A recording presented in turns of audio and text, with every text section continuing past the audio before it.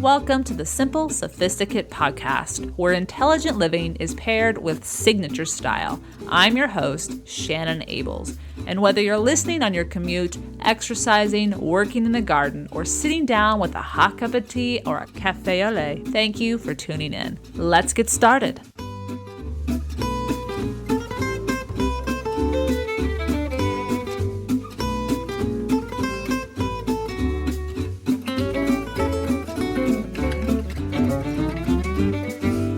Welcome to the 192nd episode of the Simple Sophisticate. And joining me on today's episode is Susan Hermann Loomis. We had the opportunity to tape our conversation just after the New Year, and she joined me while spending some time in Provence. And it lends itself to a few examples of how she enjoys the French life on an everyday basis. Now, you may know Susan from her blog En Route to 10. You may have taken her classes or been curious about her classes because she has her own cooking school, also called En Route to 10. And she has many memoirs and cookbooks out there, with a new one on the way coming in June, which you can learn more about on the show notes today. But we just dive into so much. She's going to talk about France, of course, food. She's going to share with you what you're going to walk away with as a student if you attend one of her classes. And she's also going to tell you what it's like to sit down in Julia Child's kitchen in Cambridge, Massachusetts, and have dinner with her, as well as how she knew, or did she know, what her path or journey was going to be. We dive into all of this. So let me get you right into our conversation. My guest today is an award-winning journalist, author, blogger, professionally trained chef, and proprietor of the cooking school En Route to 10. Having called northern France home for more than 20 years, Susan Hermann Loomis is an American living in France and sharing with us all her journey savoring the food and culture. Welcome to the Simple Sophisticate, Susan. Thank you, Shannon. It's great to be here. I'm excited to have you on. We have so much to talk about, but I want to start with a book that has become the name of your blog, the name of your cooking school, and where you call home, En Route to 10. And I'm curious how, and that book really details how you ended up in France. Initially, what was it about France that endeared you to it and drew you to travel there in the first place? I actually moved to France in the early 80s to study cooking. Okay, so you were in college or just out of college, is that about right? I was out of college, but I'd already been a working journalist, and I really wanted to orient myself towards food, writing about food. And I really wanted to learn how to cook first, so I knew what I was talking about.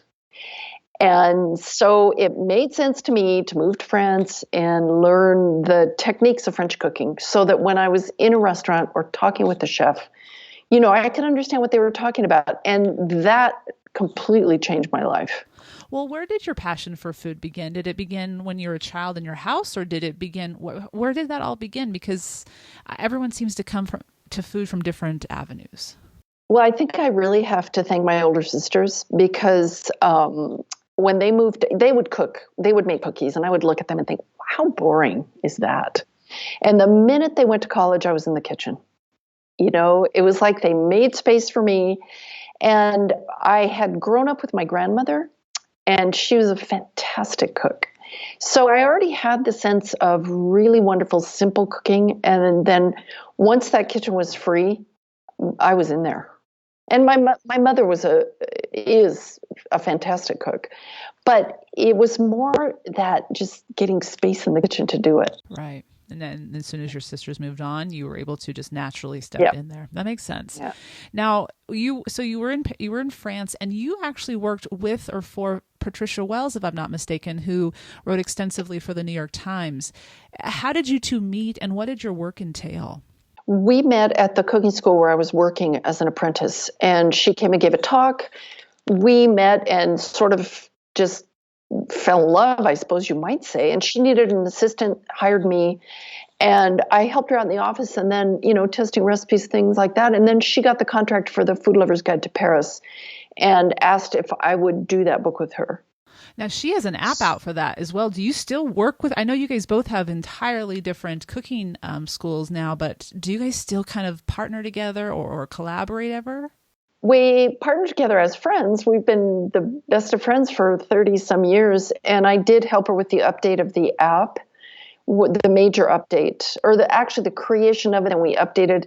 So we don't really collaborate, but we're always in touch about everything. You both have similar passions and you have that We do. background together, that history. Now I have to dive into this question because I love that there is another cook out there that calls you the next or the current Julia Child. And I love that reference. Number one, I adore Julia Child, but I also can absolutely see why she says it. Did you ever get the opportunity to meet her? And how do you respond when you get that compliment? You know, it's funny that you say that. I was just going through some old papers with my kids, and I did meet Julia. I called her my friend. I stayed at her house. I have a lovely correspondence with her that I've saved, of course. And when people say that to me, naturally I'm honored. Julie was someone who never let her passion flag, ever. I remember coming to her house once to stay the night, and I walked in sort of mid-sentence, and she said, "Quiet. I'm timing myself boning a duck." And she was in her late 70s then. And I thought, boy, I hope when I'm her age, I still care. Yeah. And and when she got so what I'm understanding is when she's inspired, nothing was going to interrupt her, and she was just going to stay until nothing. I love it. She just was always inspired and always interested and always lively and always fun, but very sensible, very sort of, without being a feminist. I think she was always pushing women in the food world to get paid for what they did, to work hard. She was a real inspiration. Well, and so you said you stayed there, you visited her there. What were some of her takeaways you learned in her kitchen, either watching her cook or seeing just how she set it up? She was so normal. I mean, she was just a really normal person. So her kitchen was, it was very large. It was very well organized. Everybody knows about the pans on the, hanging on the pegboard that were outlined. Everybody knows about that. I don't think I would ever do that, but it was great that she did that or that Paul did that. And she was an economical cook. Her movements were economical, but she was just a normal cook with a huge, huge, huge knowledge. And a passion for it, which probably was the fuel. And I say normal cook in the sense there was no sense of intimidation ever. I mean, she'd make dinner, you'd sit in the kitchen with her, have dinner, and it was wonderful. Oh, thank you for sharing that. I was really curious. And now we have so much more to talk about. Susan's going to share with us one of the things she never tires of teaching at her cooking classes, as well as not just one, but two petits plaisirs. And so much more. I'm also going to share with her my favorite cookbook of hers, and she's going to walk us through how to make it simple in the kitchen, just like those French women seem to know how to do without a second thought. But first, a word from today's sponsor. A new year has begun and a new opportunity to cultivate your best healthy approach to eating and fitness. I have an app that I am very excited to introduce you to, LifeSum. LifeSum is an app that helps people get fit, lose weight, build muscle, or just eat and live healthier, all for the price of a cup of coffee. And as a Simple Sophisticate listener, even less than that. When you download LifeSum, you will begin to be able to easily track the calories you eat versus those you burn, track what you are eating and drinking, track your health habits to see what you are doing that is helping you and keeping you accountable. And if you want a more in-depth assessment of your health, progress, as well as healthy recipes, specifically targeted diets for weight loss or maybe muscle gain, as well as a 3-week weight loss program tailored to you, all you have to do is upgrade to their premium membership. And as a Simple Sophisticate listener, you automatically receive 30% off when you sign up when you visit lifesum.com/the Simple Sophisticate. No codes, just visit this link and your discount is applied. A detail about the premium program that I appreciated was the results of their Life Score test, which is an assessment of my answers to 41 questions about my eating and exercising habits, which revealed to me where my strengths and weaknesses were. I don't know about you, but I am someone who always begins a new year wanting to see where I can improve, and I always begin with my overall health. The LifeSum app is designed to optimize your way of life to make it healthier and thus make you happier. After all, it is your body and your health, and it is worth investing in. So why not check out the LifeSum app? Visit lifesum.com/the simple sophisticate. Now back to the interview with Susan Hermann Loomis. And I want to stay in the kitchen because your most recent book, In a French Kitchen, by the way, I loved it. And my book, my copy is dirty. I have so much flour and so many other things on it. Because I have been... That's a good sign. That's the best compliment you can give. Yeah. Well, I do. I really enjoyed it. And one thing you state in this book is cooking like the French in a French kitchen is the shortest route to happiness, warmth, pleasure, and delicious times. Can you share with listeners what it is that creates this atmosphere in a French kitchen? It's a whole. It kind of starts with tradition, and as I try to bring out in a French kitchen is that the French love to eat and they love to sit at table together. So it's not the cooking that's the big deal. That's the pathway to pleasure. So for them, I'm in Provence right now, staying with French friends, and dinner is our moment together. And so my friend she wants to cook for us. So it takes her no time at all to put this really wonderful meal on the table. And part of the meal might be cold. Like last night we had foie gras to start with, and then we had smoked salmon with sauteed vegetables, and it's all very simple and very wonderful. And you're making my mouth water, and it's morning here, and I'm already craving savory food. I love it. So it's more of a mechanism to cultivating that life.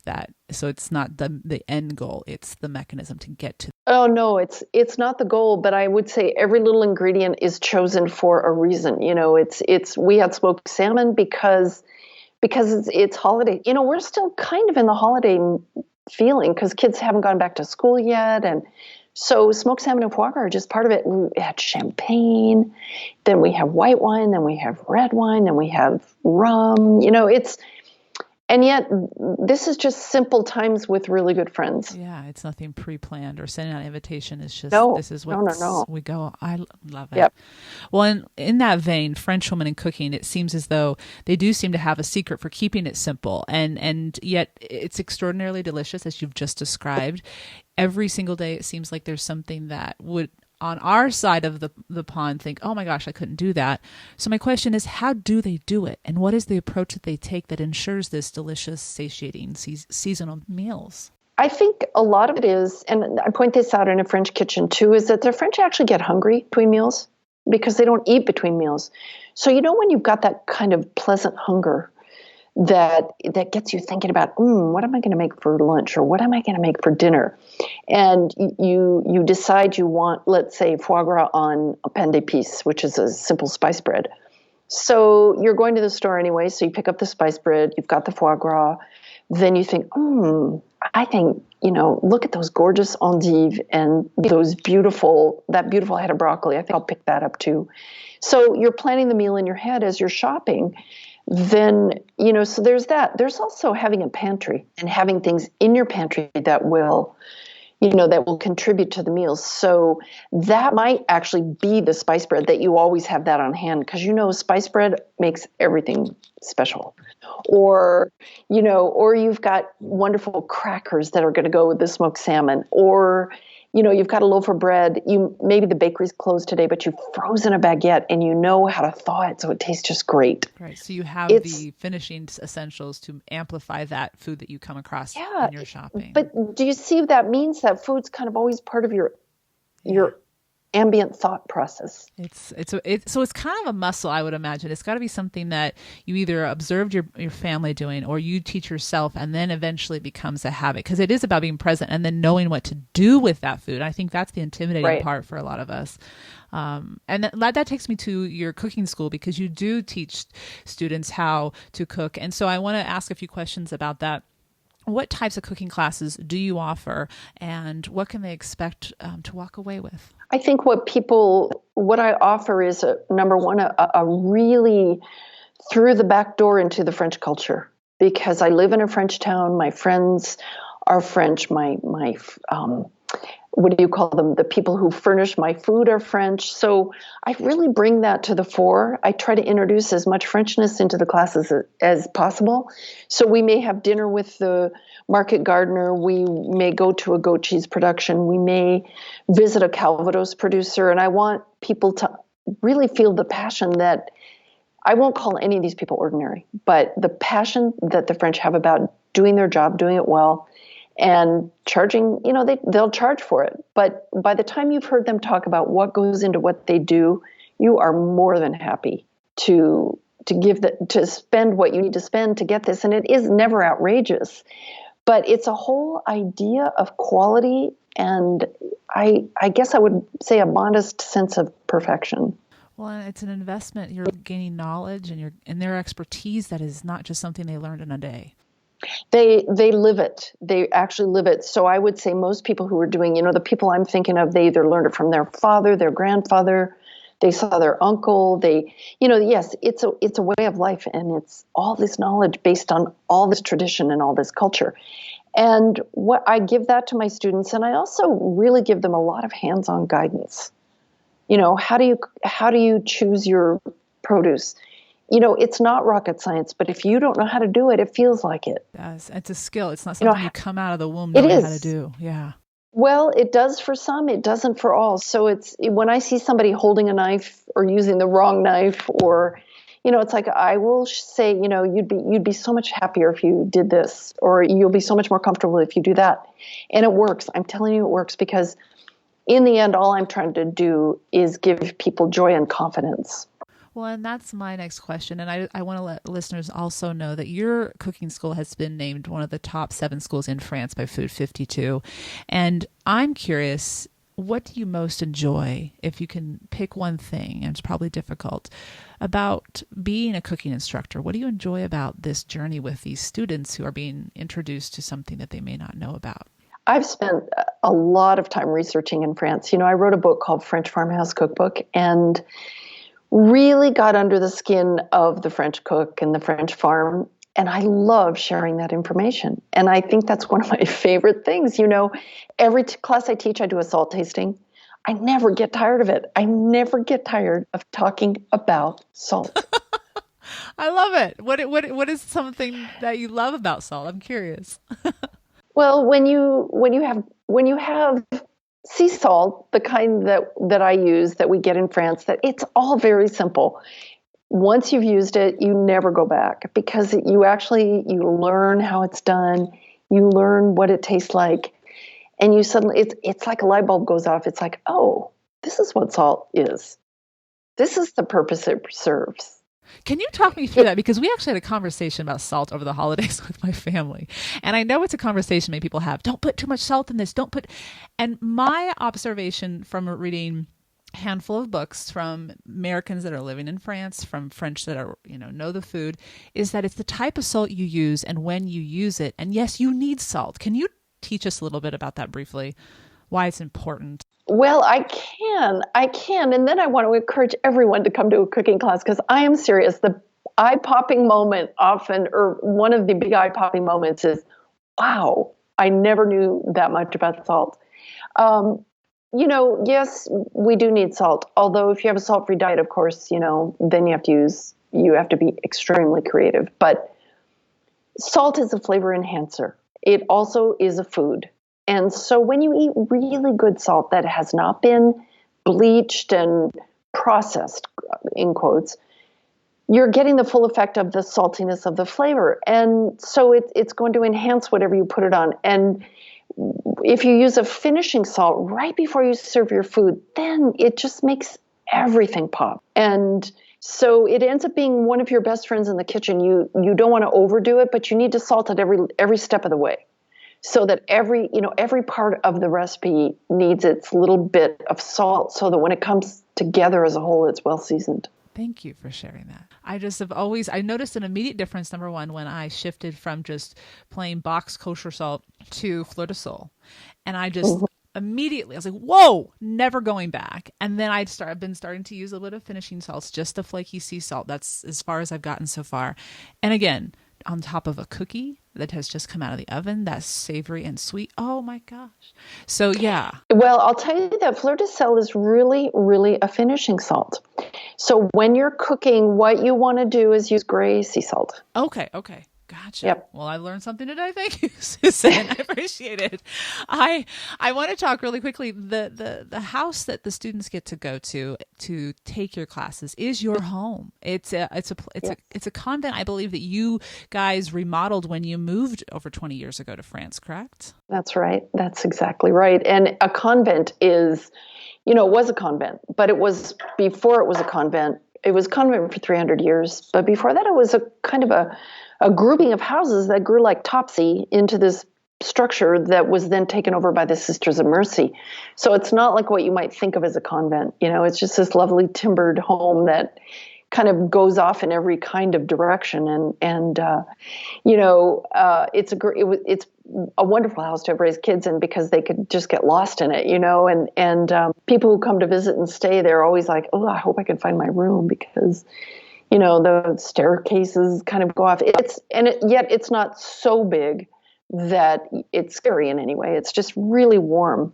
Well, and I remember you talking about your kitchen in this house. It's unique as well, just the way it's laid out. Am I remembering that correctly?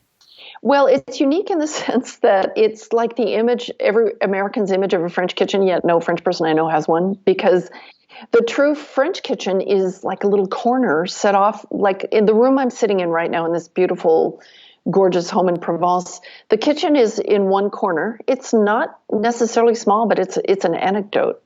It's nothing big. So my kitchen has an island. It has 3 sinks, two ovens, 6 burners. It's a teaching kitchen and a home kitchen. So we kind of live there. It's got a fireplace, a wood stove. It's a separate room that opens up into a courtyard. So it's a living space. And it sounds lovely. And the beautiful part about this, and I learned about this earlier, actually it was last year now because we're in 2018, you are renting your house out month by month to people who are interested. How can someone rent it out, and what will they, tell me a little bit more? Well, I decided to rent it out because I travel quite a bit, and there is a big call for rental properties, especially for people who want to cook.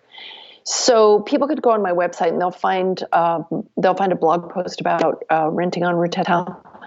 And I've been doing this now for 7 years, just renting it in the summer. And now my travels are taking me a little more into, I'm gone more.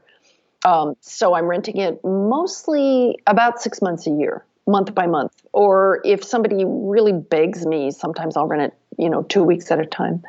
But it really gives you a chance to live in France. In the market, you walk to the market 3 minutes away and there are cafes everywhere. And you get in the car and drive to Mont Saint-Michel or Giverny or, it's a really wonderful location. It seems like it. I am going to be talking to you a little bit later about that. So I'm interested in traveling more in the summer and staying for longer periods of time. I want to ask you just a general question. You've lived in France now for over 20 years, as we've said, and you've talked about the different connections that you've made. How has living in France changed you? Interesting question. One never knows, really, because I don't have anything to compare it with. But, I clearly accessorize better than I would have if I hadn't lived here in terms of the way I dress. I mean, that was sort of a joke. And, as a woman in France, I learned quickly on that there's nothing wrong with paying attention to yourself as a woman and how you look, how you take care of yourself. So, it was something that for me, who kind of grew up in the 70s where we weren't supposed to pay attention, that's been a real eye-opener for me. I think the immediacy of everything in France, France is it's a big country by European standards, but for an American, it's a small country. So, just thinking of food, it's so immediate. I mean, I know everybody who produces all my food, from wine to cheese to lettuce. And I love that. It makes the stress and the confusion of a world that moves really fast. It kind of anchors me. Because when everything's moving fast and things are confusing and, my kids are growing up, which they're not supposed to do, and the internet doesn't work, I know who's producing my food, and it's very calming. Okay, so it's a balancing, as you said, anchor. That Yeah. makes complete And sense. I think the French in general, I would say, are very sure of who they are, and they don't suffer the questioning that a lot of us Americans do because we didn't really come from anywhere. And I think part of it is because they know exactly where they come from and they know exactly where their food comes from. There are just many certainties. That would bring a peace. That would bring a confidence. Absolutely. It does. That would absolutely. I have another question for you because you're a woman who has attained a journey and a success that seems very authentic to you. And I'm curious how you knew what to follow. How did you trust that direction? And because obviously not everyone's going to go to France and learn how to cook. How did you know? You did this at a young age. What was it that you just trusted? Speaking of knowing where we came from, but also knowing where we want to go. It's funny, but as a child, I lived in a military family, so traveling and moving and going to new places as a stranger was my life. So I think that took a lot of the sort of what I would call fear away from moving. And I always wanted to be excellent at whatever it was that I did. So I couldn't imagine being a food journalist without having gone to. I chose France. It was between France and Japan. I mean, those are the two most technique-oriented cuisines.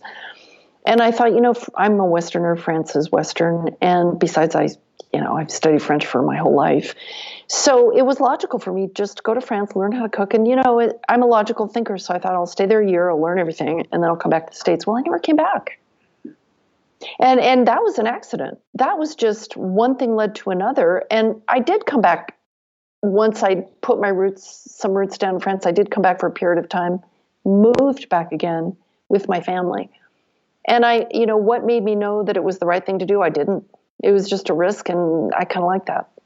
I have a sense of adventure. So I had no idea what I was doing, but it was logical.